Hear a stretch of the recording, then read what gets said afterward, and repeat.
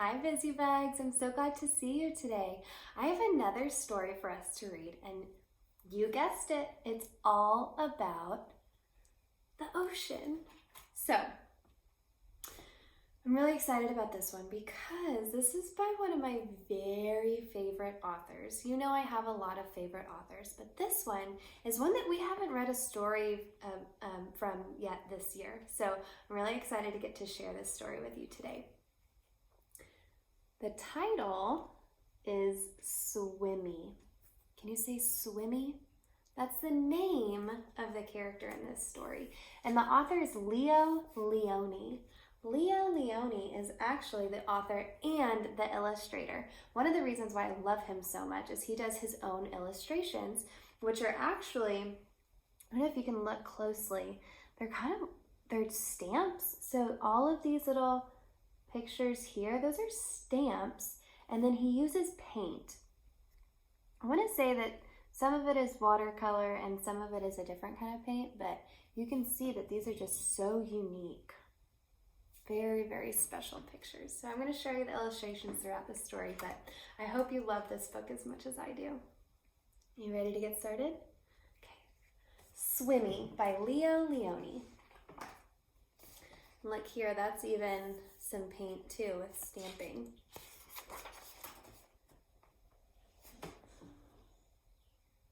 So pretty. A happy school of little fish lived in a corner of the sea somewhere. They were all red. One of them was as black as a mussel shell. He swam faster than his brothers and sisters, and his name was Swimmy. Can you find Swimmy? Very good. Swimmy is this tiny little one right here. He's all black. One bad day, a tuna fish, swift, fierce, and very hungry, came darting through the waves. In one gulp, he swallowed all the little red fish. Only Swimmy escaped. That's so scary, that big black fish came. He swam away in the deep, wet world. He was scared, lonely, and very sad. Do you see any other fish around Swimmy? I don't. It looks like he's all alone. But the sea was full of wonderful creatures, and as he swam from marvel to marvel, Swimmy was happy again. Ooh, who did he find? It's a beautiful jellyfish. I love jellyfish. I think they're so cool. But remember, these tentacles, what do? They can sting you, right? It's really scary, so you gotta be really careful of them. He saw a Medusa made of rainbow jelly. A lobster who walked about like a water-moving machine. Strange fish pulled by an invisible thread.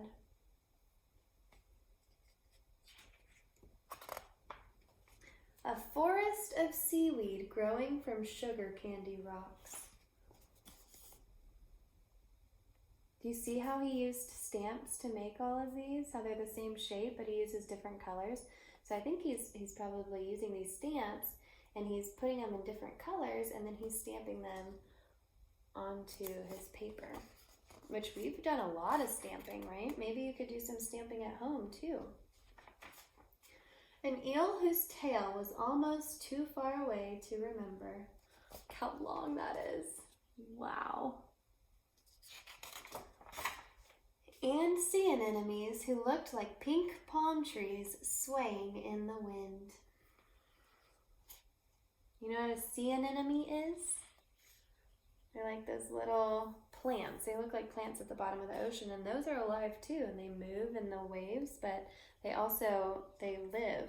And then usually they say that clownfish are the ones that live inside the sea anemones because they can sting you, but clownfish won't get stung for whatever reason.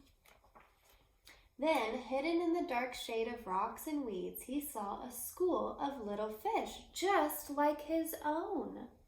Looks like he found the fish just like his from the beginning of the story. Let's go and swim and play and see things, he said happily. "We can't," said the little red fish. "The big fish will eat us all." "Oh, well, you can't just lie there," said Swimmy. "We must think of something." See, it looks like they're all hiding in here because they're too scared to go get eaten by a big tuna.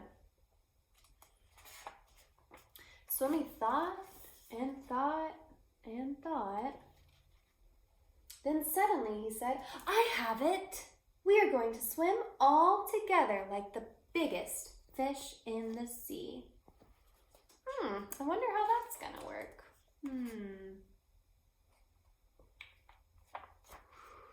He taught them to swim close together, and each in its own place. And when they had learned to swim like one giant fish, he said, "And all be the eye."